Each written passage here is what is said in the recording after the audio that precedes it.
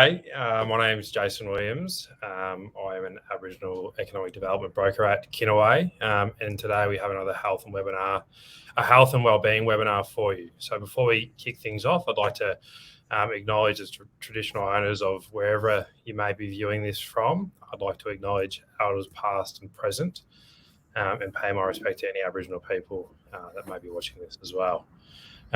Today we have Brendon joining us again, our wellbeing clinician here at Kinaway, and I'll throw it over to Brendon now to introduce himself. Thanks, Jason. Thanks and hi to you and to everybody, all the Kinaway members. If you don't know, my name is Brendon Hede. I am the small business wellbeing clinician based here at Kinaway. The service that I provide is for you guys, your staff and your families. If anyone out there is, just having a tough trot or experiencing any kinds of anxieties or stresses, there is someone to talk to. I'm on 1-800-KINAWAY. It comes directly through to my phone, and the chats that we have are completely free and also confidential. They're private. So if there's anything that you feel like you want to have a talk about, please give us a call Monday to Friday, and between 9 and 5, and ask for Brendon on 1-800-KINAWAY, and we can have a chat and take it from there. Look, today's topic is about resilience, and what it is and how it works and how we can build it. So bear with us for a little while, because if you do manage to watch this video, there might be something that you could pick up and take away. And that's the point of these whole things, is just to build you guys up with some strategies. And one of them is about resilience. And resilience is the process and outcome of successfully adapting to difficult or challenging life experiences, especially through mental, emotional, and behavioural flexibility and adjustment to external and internal demands. So a number of factors contribute to how well people adapt to adversities. Predominant among them are the ways in which individuals view and engage with the world, the availability and quality of social resources, and specific coping strategies. Psychological research demonstrates that the resources and skills associated with more positive adaptation, with greater resilience, can be cultivated and practiced. So let's talk about building your resilience. We all face trauma, adversity, and other stresses. So we're going to sort of try and go through a roadmap for adapting to life-changing situations and emerging even stronger than before. Imagine you're going to take a raft down a river along with slow water and shallows. Your map shows that you'll encounter unavoidable rapids and turns. How would you make sure you can safely cross the rough waters and handle any unexpected problems that come from the challenge? Perhaps you would enlist the support of more experienced rafters as you plan your route, or rely on the companionship of trusted friends along the way. Maybe you'd pack an extra life jacket or consider using a stronger raft.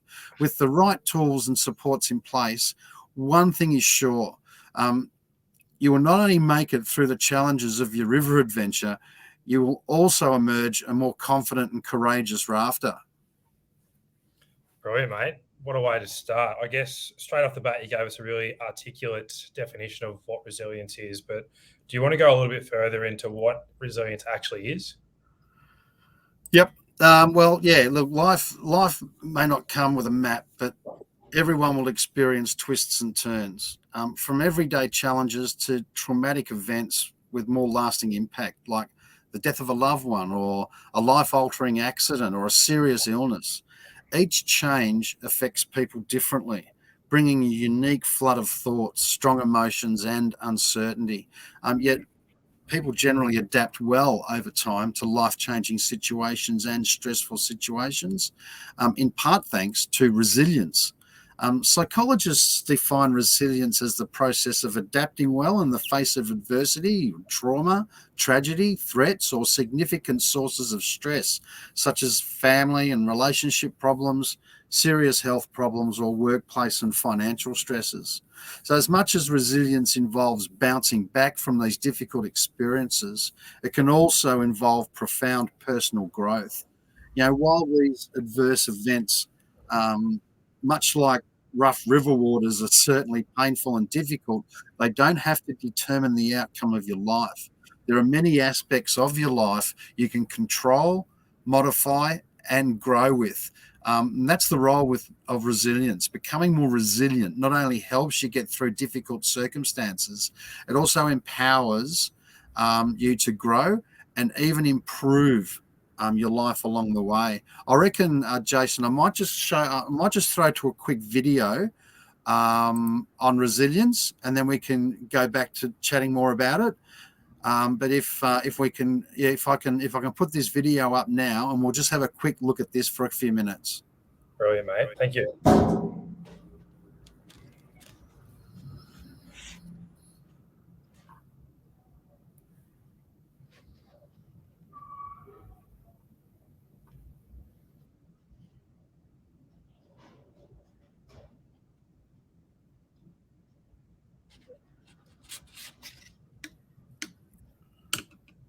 Have we?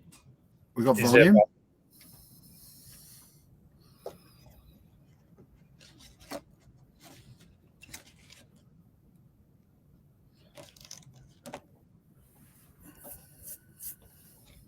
A nice little slideshow of people looking quite yeah, but no volume. While that's working away, while that's going away, do you want to maybe share to me what resilience isn't? Yeah, good question. Okay. Look, being resilient doesn't mean that a person won't experience difficulty or distress. People who have suffered major adversity or trauma in their lives commonly experience emotional pain and stress. In fact, the road to resilience is likely to involve considerable emotional distress. So while certain factors might make some individuals more resilient than others, resilience isn't necessarily a personality trait that only some people possess. On the contrary, resilience involves behaviours, thoughts, and actions that anyone can learn and develop.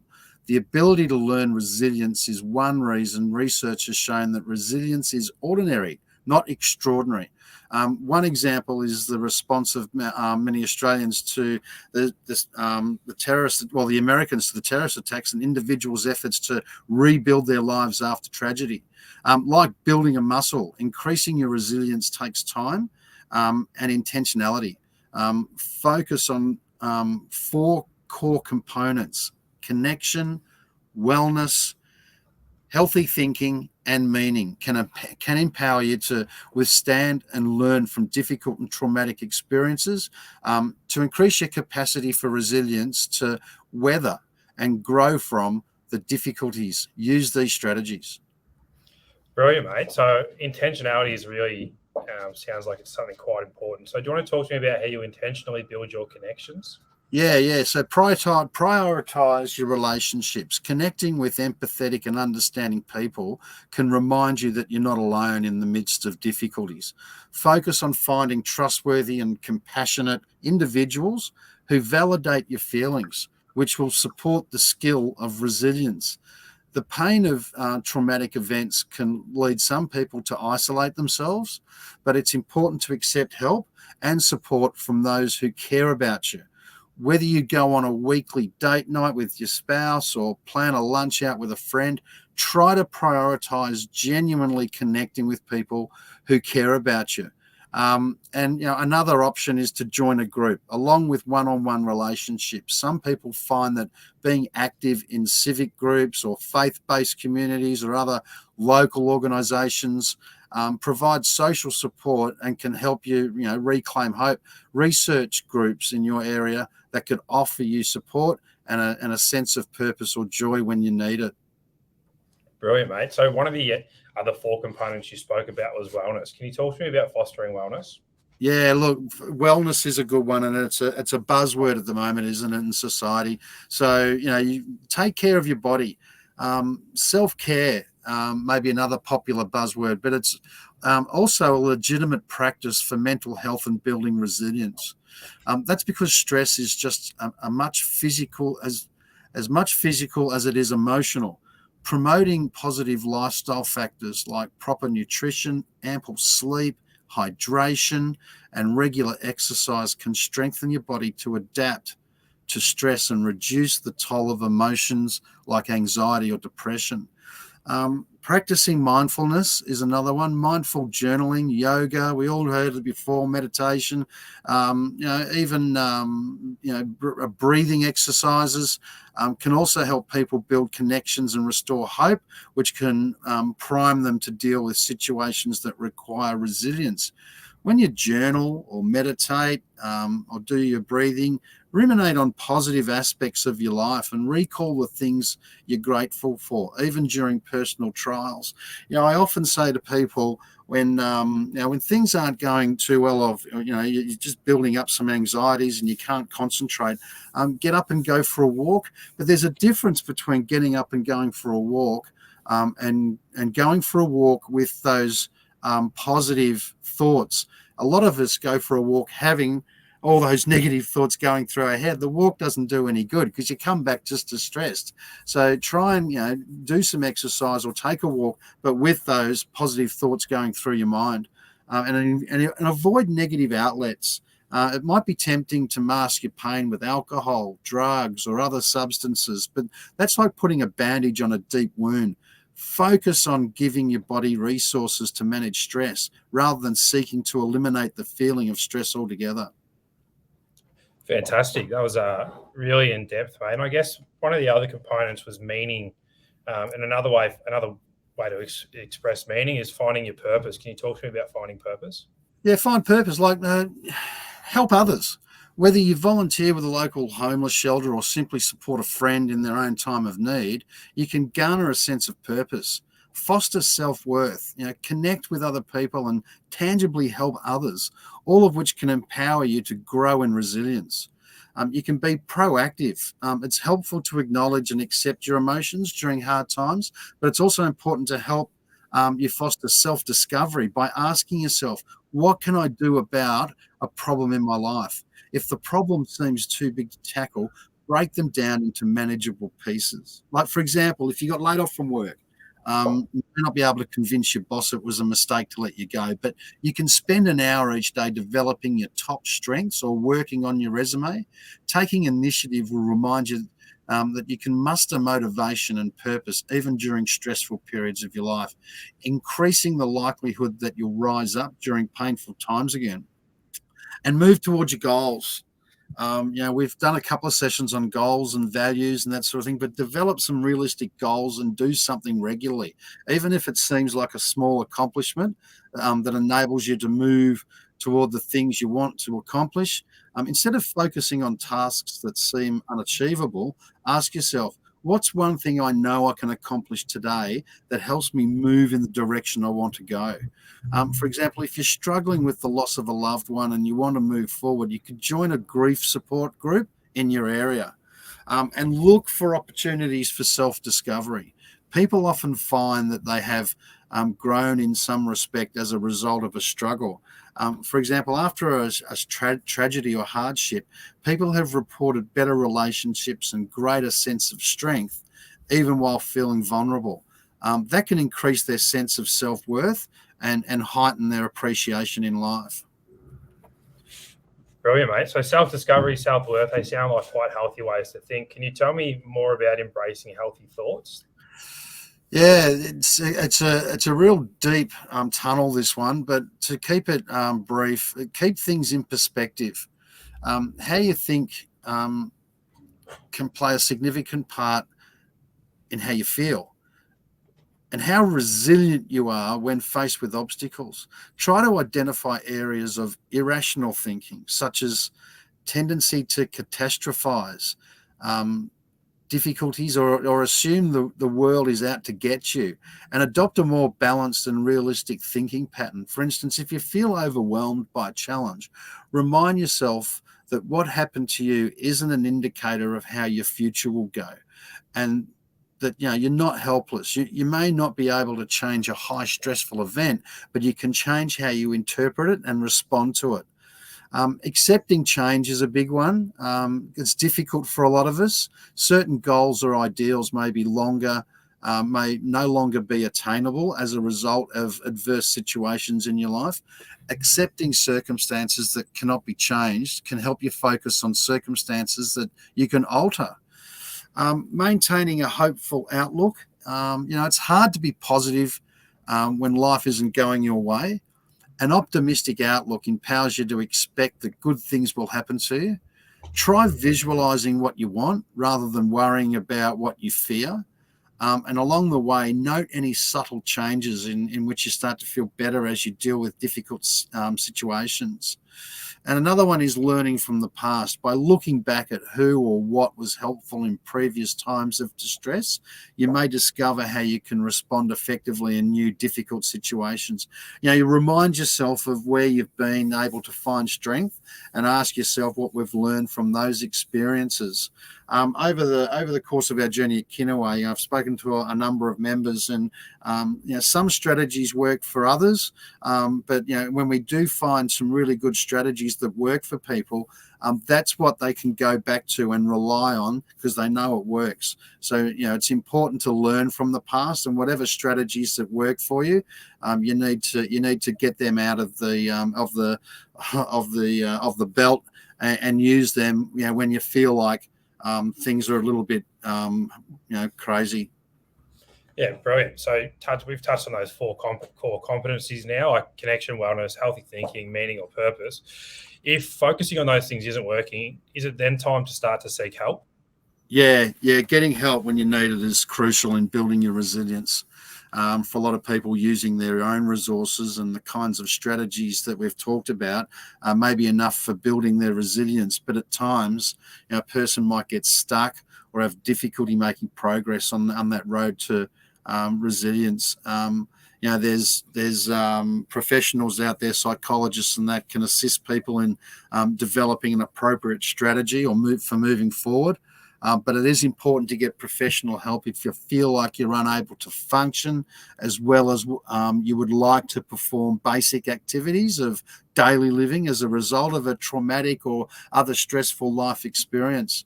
Keep in mind that different people tend to be comfortable with different styles of interaction. So to get the most out of your therapeutic relationship, you should feel at ease with your professional or in your support group. I've said this many times as well. If you're going to a professional, just don't drop your bundle if it didn't go as well as you'd hoped, because it might take a few goes to get the right professional that works for you, that you can really build rapport with and actually start to not only build the relationship, but get something out of it for yourselves. The important thing to remember is that you're not alone on the journey. While you may not be able to control all of your circumstances, you can grow by focusing on the aspects of life's challenges. You can also and you can manage with the support of loved ones and trusted professionals. Fantastic. So, did you want to jump into resilience for teens next? Yep. Is there? Yeah, we might just do a little bit on this, Jason, because again, a lot of information. Hopefully, people have picked up a little bit they can take away with. But yeah, we'll do a little bit on this, and then we might end it. Sounds good, mate. So, I guess resilience for teens. What are your top 10 tips to build resilience for teens? Yeah, look, teenagers are a funny one, aren't they? And for the members out there that have got teenagers, there's some tips around tips to build skills on bouncing back from tough times. The ability to adapt well in the face of hard times is a valuable skill for young adults. And the good news is resilience is something that can be learned. The ads on TV make it so easy to be a teen. Everybody seems to be laughing, hanging out with friends, and or wearing the right clothes. But if you're a young adult, you know that life can be pretty tough. Sometimes, not all the time. You may face problems ranging from being bullied, or to the death of a friend or a parent, or and grandparents. Why is it that sometimes people can go through really tough times and still bounce back? The difference is that those who bounce back are using the skills of resilience. And the good news is that resilience isn't something you're born with or not. The skills of resilience can be learned. Resilience is the ability to adapt well in the face of hard times, right? Disasters like hurricanes, earthquakes, or fires, tragedy, threats, or even high stress is what makes some people seem like they've got bounce while others don't. So some tips around resilience, particularly for teenagers, get together, talk to your friends. We talked about this earlier, but it is important to connect. And yeah, even with your parents, understand that your parents may have more life experience than you do, even if it seems they never were your age. They may be afraid for you if you're going through really tough times, and it might be harder for them to talk about it than it is for you. So don't be afraid to express your opinion, even if your parent or friend takes the opposite view. Ask questions and listen to the answers. Get connected to the community, whether it's a part of a religious group or sports club or high school group. The second tip, cut yourself some slack. When something bad happens in your life, the stresses of whatever you're going through may heighten daily stresses. And your emotions might already be all over the map because of hormones and physical changes. The uncertainty during a tragedy or trauma can make these shifts seem more extreme. So be prepared for that and go a little easy on yourself. Create number 3, right out of 10, create a hassle-free zone. Make your room or your apartment a hassle-free zone. Not that you keep everyone out, but home should be a haven free from stress and anxieties. But understand that your parents and siblings may have their own stresses if something serious has just happened in your life, and you may want to spend a little time than usual with you. Number 4 is stick to the program. Spending time in high school or on the college or at uni means more choices. So let home be your constant. During a time of major stress, map out a routine and stick to it.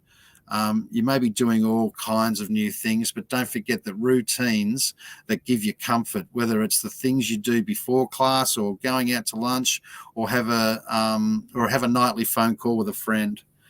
The 5th one, take care of yourself. You got to take care of yourself physically, mentally, spiritually. Get sleep.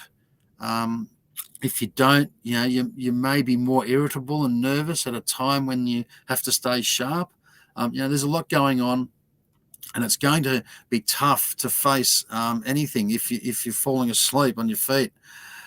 Take control is number 6. Even in the midst of tragedy or great uncertainty, you can move towards goals one small step at a time. I always find that even with motivation, if you break down a goal with all the different hurdles, by the time you get over the first hurdle, not only are you a step closer to your goals, but your motivation can go up because you're over one of the hurdles, and then you get over the next one, motivation lifts again as you get closer to your goal. But yeah, taking control, express yourself. So tragedy and significant challenges can bring up a bunch of conflicting emotions, but sometimes just too hard to talk to someone about.